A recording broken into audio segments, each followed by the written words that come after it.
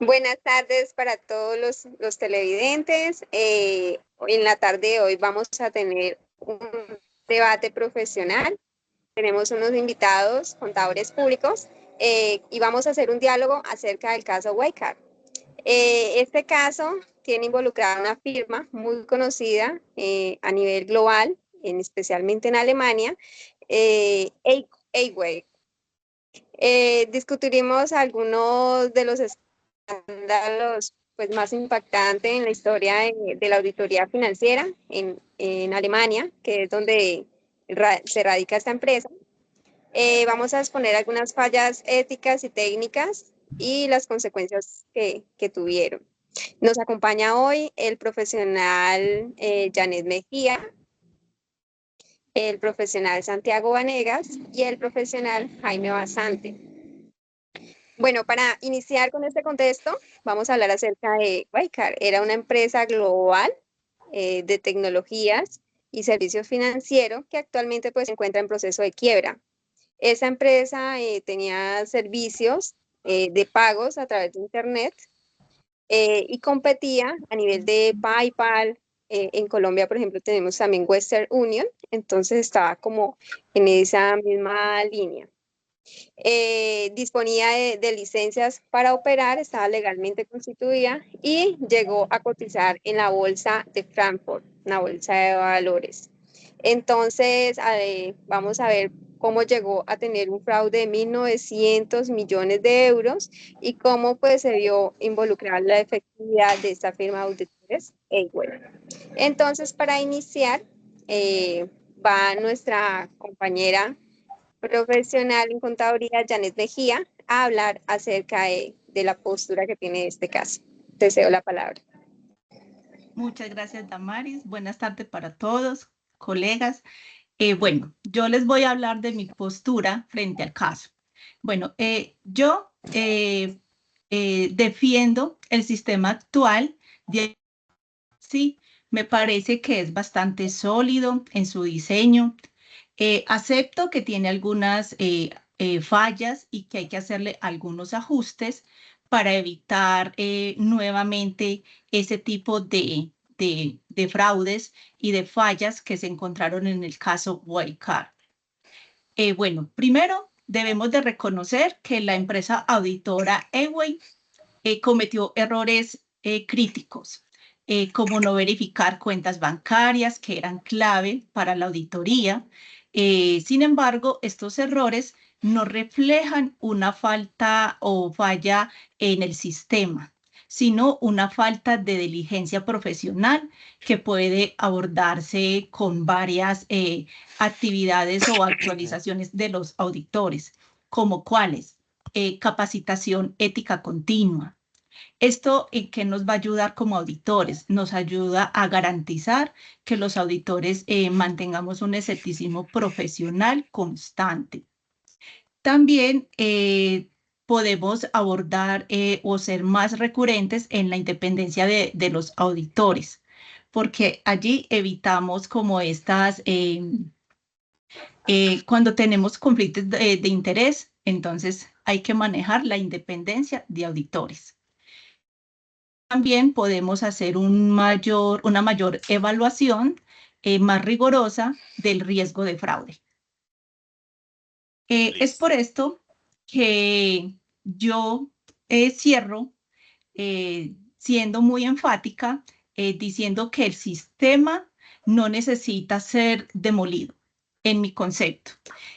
Necesita ser perfeccionado. Debemos confiar en las normas internacionales existentes y enfocarnos en su cumplimiento riguroso.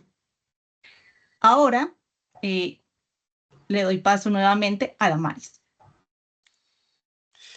Bueno, nuestra compañera resuelve un temita de técnico. Voy a dar mi opinión. Buenas tardes, compañeros, colegas y profesor. Mi nombre es Santiago Vanegas. Quiero dar mi postura. Aunque reconozco la propuesta de Jane, mi compañera, sobre seguir pues solamente ajustes, para mí principalmente es una postura más clara sobre un cambio estructural, completo, que está fundamentalmente comprometido en los conflictos de interés y la falta de transparencia que tienen las compañías, en este caso, con el caso de Wildcard, y mucho también a nivel global, de que tienen un monopolio y un control y muchas veces solamente están regidas por la cuestión de ganancia y dinero. En el caso de Wildcard podemos inventar problemas estructurales. Primero podemos ver conflictos de interés inherentes. La empresa paga directamente a sus auditores, creando incentivos, priorizar realidades comerciales sobre la ética. Muchas veces, como ocurrió con el caso de Wildcard, la auditoría abarcaba directamente hacia un punto donde había alertas que podían a afectar o incluir como algo de fraude. Y muchas veces estas compañías, como fue el caso de EY, que es la compañía auditora, firmaba y daba el visto bueno a sus informes, pasando por encima la parte de la ética, ponían la parte del dinero y la ganancia por encima de la parte de la ética. Falta también independencia real. ¿Por qué? Porque la compañía, eso debe ser un medio de control. La compañía EY, que era la auditora, llevaba mucho tiempo haciendo las auditorías en Wildcard, lo que relaciona una relación de dependencia y que tiene el proceso de auditoría, que debe realmente centrarse en un objetivo de interés, pero ¿hacia quiénes? Hacia los inversionistas, los accionistas, que son realmente los que les afecta todo lo que tenga que ver con fraudes.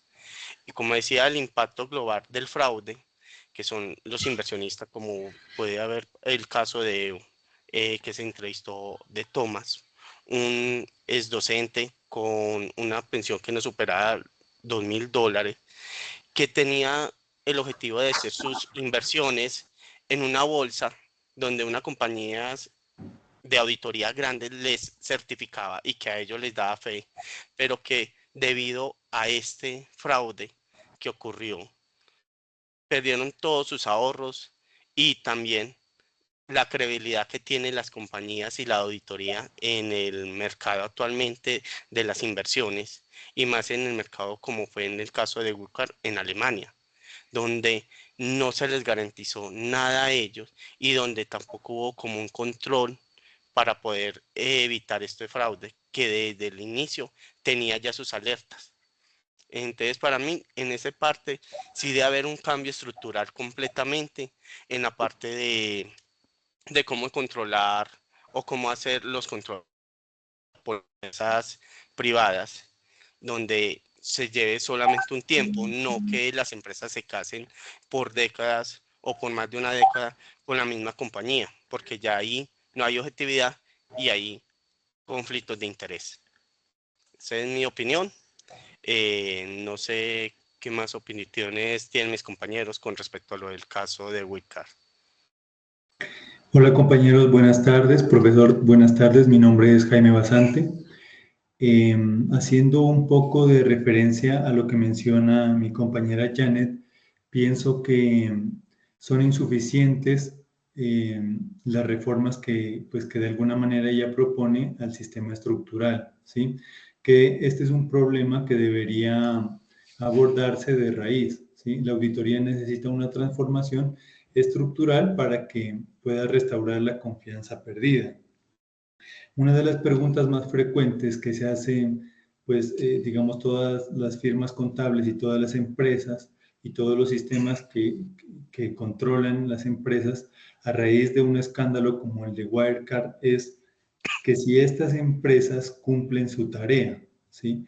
En este caso, digamos, pienso que no está cumpliendo su tarea porque están dejando a la deriva muchos de los ingresos de inversores, muchos ingresos también por parte de otros accionistas, ¿sí? Y están haciendo que la confianza en los auditores y en las firmas de auditoría se pierda, ¿sí? En uno de los videos que analizábamos con los compañeros, observábamos que incluso empleados que han denunciado en estas firmas, han denunciado los hallazgos, las irregularidades encontradas, han sido despedidos, ¿sí? Simplemente por ese conflicto de intereses que existe entre la empresa auditada y la firma de auditoría, a raíz de que ellos, cuando ha pasado mucho tiempo, trabajando el uno para el otro, porque es, digamos, de alguna manera la empresa auditada la que está pagando el sueldo, el salario o los honorarios de la empresa que audita, esto se convierte en una relación laboral. Desde mi punto de vista, la auditoría sí necesita una transformación estructural y de raíz. Algunos profesionales del tema, como Brennan y Solomon, exponen lo siguiente. El caso Wirecard no solo pone en tela de juicio la calidad técnica de las auditorías, sino que también evidencia un problema ético estructural que compromete las independencias de las firmas de auditores. Y es así, debido a la falta de control que está existiendo por un ente, de alguna manera, que sea como ajeno o que sea un ente tercero que pueda regular estas empresas y su manera o su metodología de llevar a cabo las auditorías.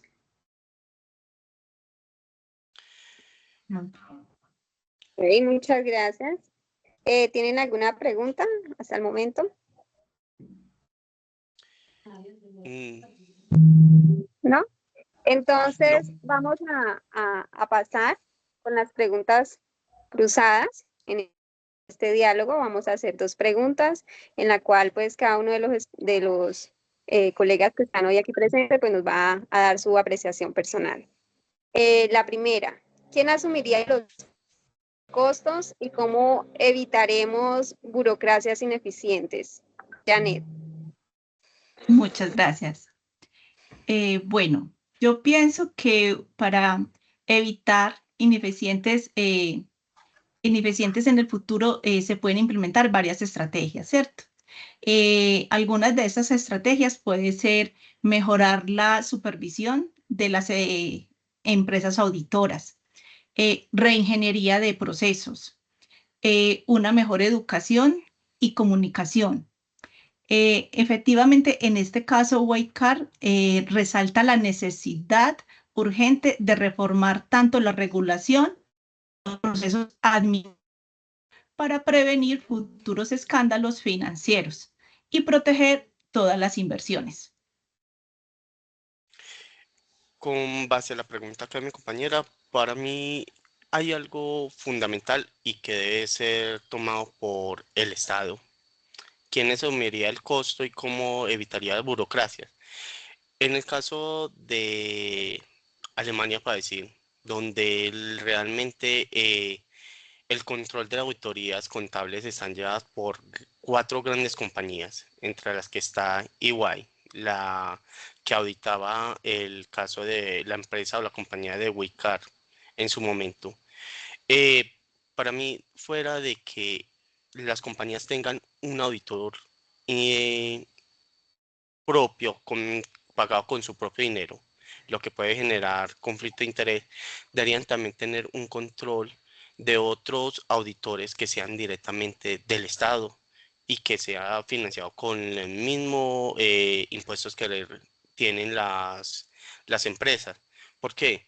Porque al momento de que el Estado desde les audite las diferentes informes que tiene, tanto de la auditoría como de la empresa a la que es auditora, o la que genera, pues, es sí, de interés de auditoría, esto podía generarle más gente de los inversionistas, porque el mismo Estado está cumpliendo el papel de que lo que están diciendo es real y no es un fraude que pueda perder dinero tanto para los intereses de los inversionistas accionistas y el Estado que también pierde al momento de que una compañía esté generando fraude sobre sus impuestos recaudo. Entonces, para mí es importante que el Estado también cumpla como la parte o tener entes auditores y que ellos sean los que realmente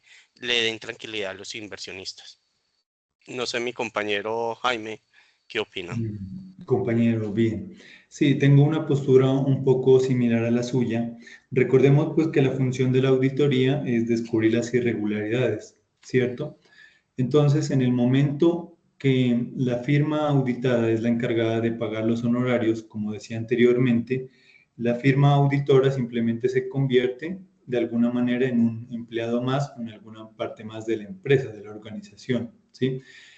Al existir un ente externo, ¿sí? Como el Estado, como bien lo menciona el compañero, se puede evitar que genere esta dependencia, ¿sí? Entonces, las firmas auditoras o los profesionales auditores ya no lucharían simplemente por un contrato, sino irían por cumplir su función, que es descubrir irregularidades, lo cual permitiría que las empresas tengan de manera obligatoria que ser transparentes en sus estados financieros y en sus movimientos para que al momento de mostrarse al exterior o al cliente nacional puedan tener alta credibilidad, ¿sí? Otra manera que también me parece interesante y también, digamos, fue una que implementaron en Alemania, fue la creación de un fondo, ¿sí? ¿Qué hace este fondo? Es, de alguna manera, recibir todo el pago de la empresa, digamos, como en forma de un impuesto, para que más adelante sea descontado por la auditoría que le realice un tercero, ¿sí? De tal manera que la empresa no va a saber quién va a ser el ente auditor, ni tampoco va a tener ni conflicto de intereses, ni el poder para, digamos, de alguna manera, comprar al profesional que va a realizar esta auditoría. Ok, muchas gracias. Bueno, siguiendo con la línea, la siguiente pregunta, ustedes como auditores, ¿cómo proponen restaurar la confianza pública en la auditoría con solo ajustes menores? Cuando casos como por ejemplo Wirecard dañaron gravemente la reputación pues de la profesión y en la auditoría. Bueno, inicio con esta pregunta, la respuesta a esta pregunta. Bueno, podrían haber muchas propuestas para restaurar la confianza, aunque sea difícil de hacerlo porque la verdad fue un fraude pero muy significativo para el sistema económico del mundo, no solamente de Alemania. Entonces, habrían muchas propuestas. Voy a dar como tres de pronto para mí relevantes. Podría ser una mayor diligencia y supervisión, como decían o han mencionado mis compañeros. Acá comparto la idea de que el Estado debe de estar presente como en esa mayor vigilancia a estas grandes empresas auditoras para y la verdad, más rotación de las firmas. También creo que es muy importante, porque cuando ya una firma lleva mucho tiempo auditando las mismas empresas, pues acá ya empiezan varios indicios de no independencia, ¿cierto? O que ya empiezan a haber más conflictos de interés, a las personas. Entonces, acá de verdad que debe de haber una mayor rotación de las firmas auditoras para evitar ese tipo de fraudes. Y igual esto va a ser difícil, la reputación de los profesionales ya está bastante dañada, ¿cierto? Hay bastantes desafíos significativos para restaurar esa confianza pública, ¿cierto? La profesión contable se vio muy gravemente dañada.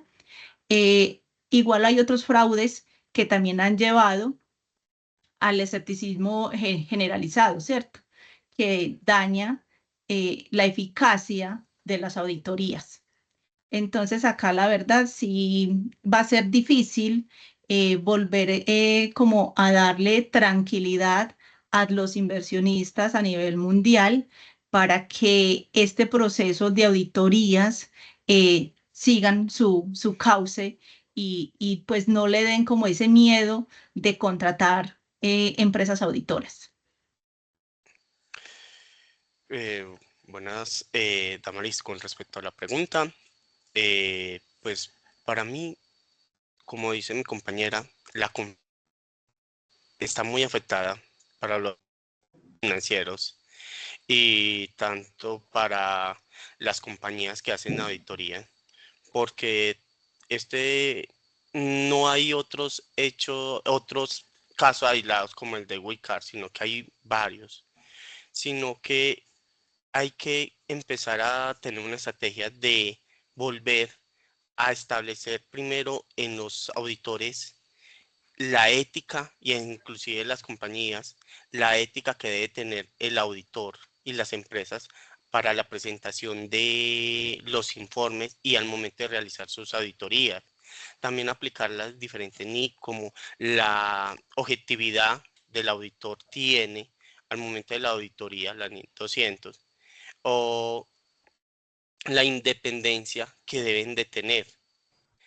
Porque así como lo dice mi compañera, cuando una compañía o una firma de auditores o un auditor se casa con una compañía por varios tiempos, ya hay una dependencia. Ya, como dijo mi compañero, hay algo adicional que se va volviendo como un empleado en incentivos.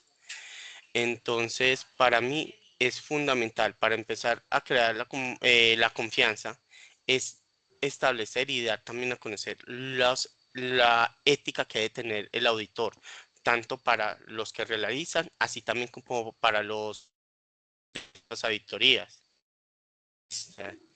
Y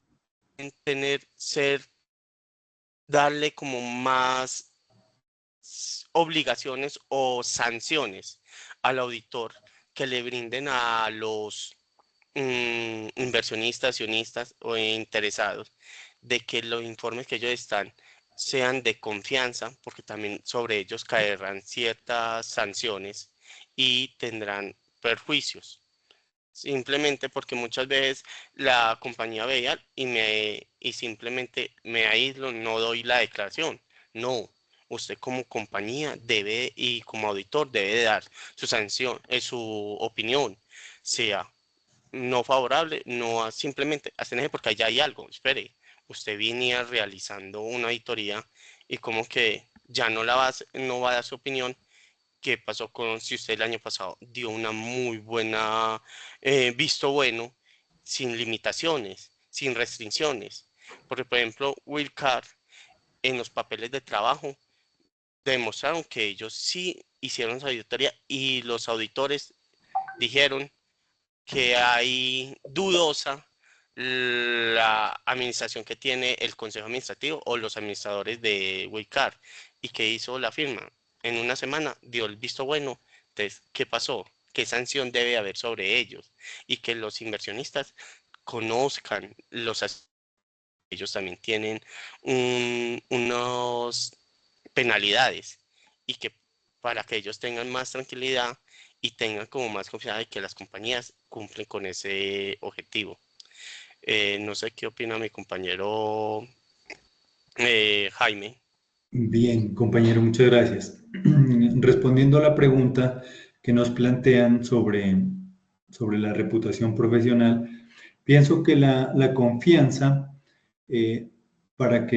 ¿cómo restauraríamos la confianza? Sería con cumplimiento riguroso de las normas éticas y con sanciones severas, ¿sí? Porque muchas veces, y también lo vemos aquí, este es un caso más, en el que los responsables reciben sanciones muy simples, ¿sí? Sanciones que en un futuro les van a permitir seguir funcionando o seguir fungiendo como actores del delito, ¿sí?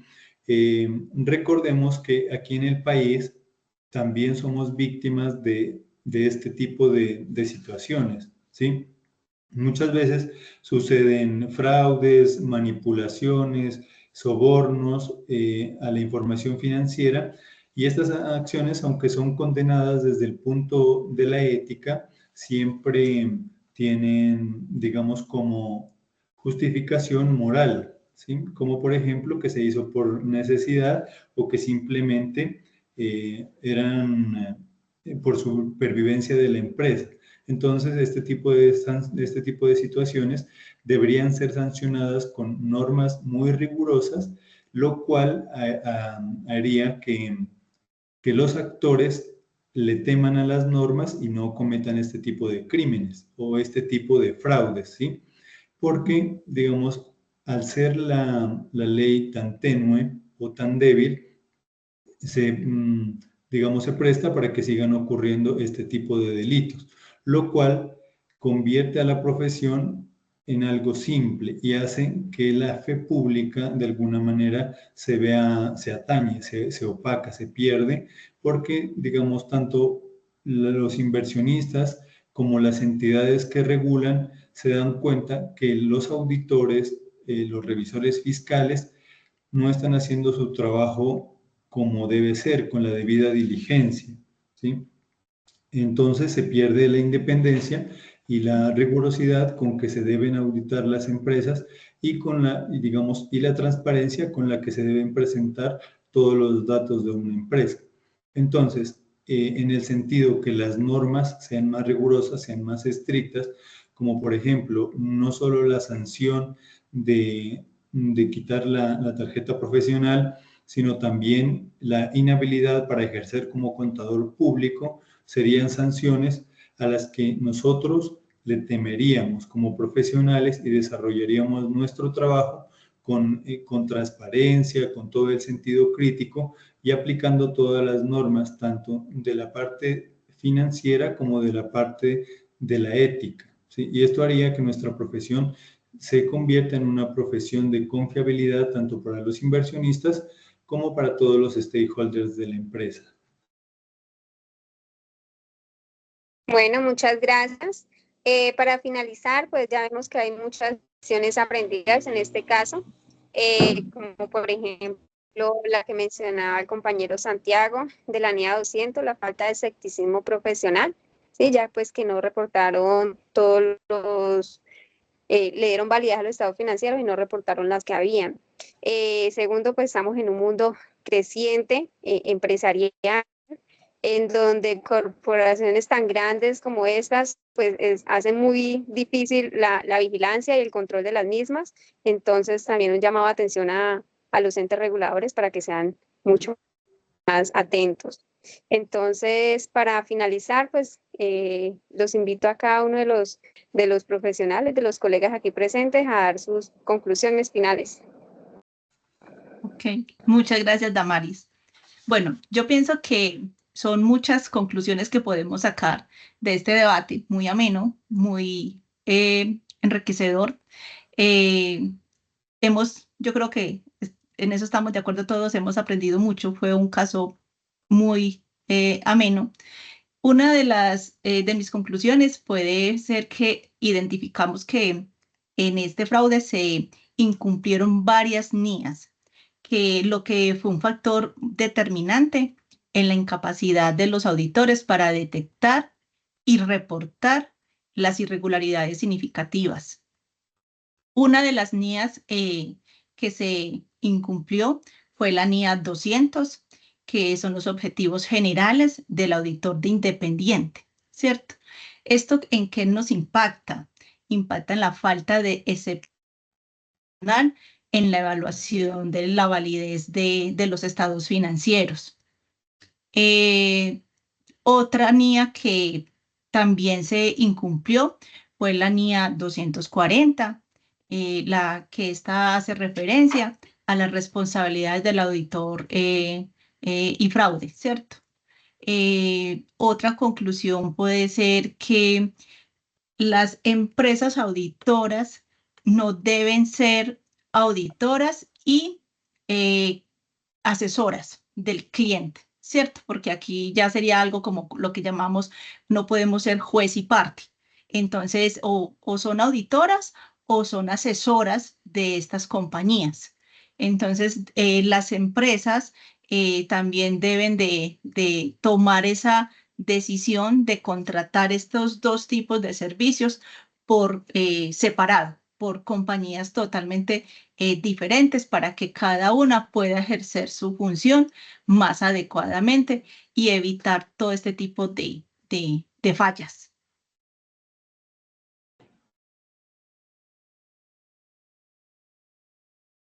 Santi, no se te escucha. Qué pena.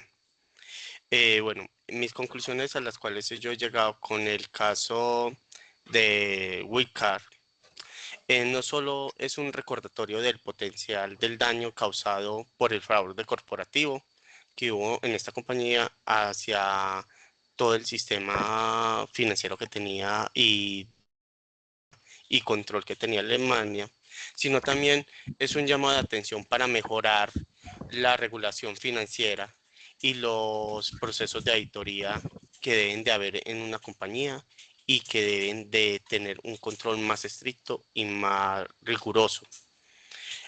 También podemos decir que las lecciones aprendidas deberían guiarnos a reformar significativamente para prevenir futuros escándalos que afecten las firmas de auditoría y la ética que tendría y la credibilidad que tendrían estas y también los auditores, y a poder así restaurar la confianza del sistema financiero global que, a pesar de todos los escándalos que han venido habiendo, se puede llegar a que que tenga una claridad mayor. Entonces, esas serían como mis conclusiones. Muchas gracias. Pues desde mi punto de vista, este caso se enfatiza en la importancia que tiene la independencia, la transparencia y el escepticismo profesional, ¿cierto? Que se está vulnerando de todas las formas en este caso de fraude que ocurrió, ¿cierto? Pues también resalta la necesidad de una reforma que separe de alguna manera la auditoría de la consultoría, ¿sí? Una, para que, digamos, las firmas no simplemente busquen un cliente más, sino para que éstas puedan desarrollar su trabajo, ¿sí? Aparte de eso, como un órgano, en este caso, por ejemplo, en Colombia puede ser que la superintendencia o la Junta Central de Contadores evalúen constantemente las firmas de auditoría y los auditores de tal manera que ellos desarrollen bien, o nosotros, mejor dicho, desarrollemos bien nuestro trabajo, ¿sí? Basados principalmente en las normas internacionales de auditoría y en los principios de ética que nos gobiernan, tanto nacionales como internacionales, ¿sí? ¿Esto qué nos permitiría? Que si nosotros somos los encargados de dignificar la profesión, asimismo vamos a obtener excelentes resultados en las empresas, ¿sí? Si bien en el caso que estudiábamos, algunos de los profesionales tuvieron la valentía para denunciar irregularidades ante sus jefes y fueron despedidos o fueron destituidos de sus cargos, pues no le temamos a eso, ¿sí? ¿Por qué? Porque más adelante, digamos, el hecho de hacer bien nuestro trabajo nos va a abrir nuevas puertas, ¿sí? Y aparte de eso, que la transparencia y la confiabilidad que nosotros le podemos brindar a los stakeholders es, digamos, la parte más importante y la parte que dignifica o nos dignifica como profesionales. Muchas veces, como analizábamos en este caso y especialmente con este personaje Thomas, ¿no? Él, digamos, dio sus ahorros, ¿sí? Pues por fortuna él podía seguir teniendo otros ingresos, pero algunas personas que no podían o no pudiesen, digamos, tener más ingresos quedaba en la ruina, ¿sí?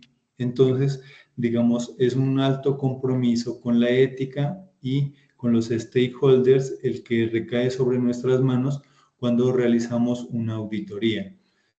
Está en nosotros darle respuesta a la pregunta que hacíamos al inicio, ¿sí? Si nosotros estamos cumpliendo o si cumplimos las expectativas como auditores. Y también está en nosotros mismos ser garantes de esa confianza y de esa fe pública que se ha depositado pues a través o a partir de los stakeholders.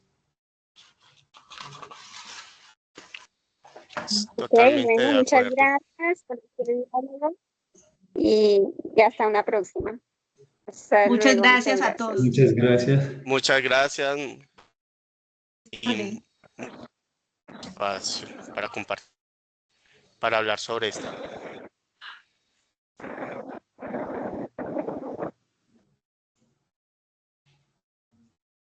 ¿Listo?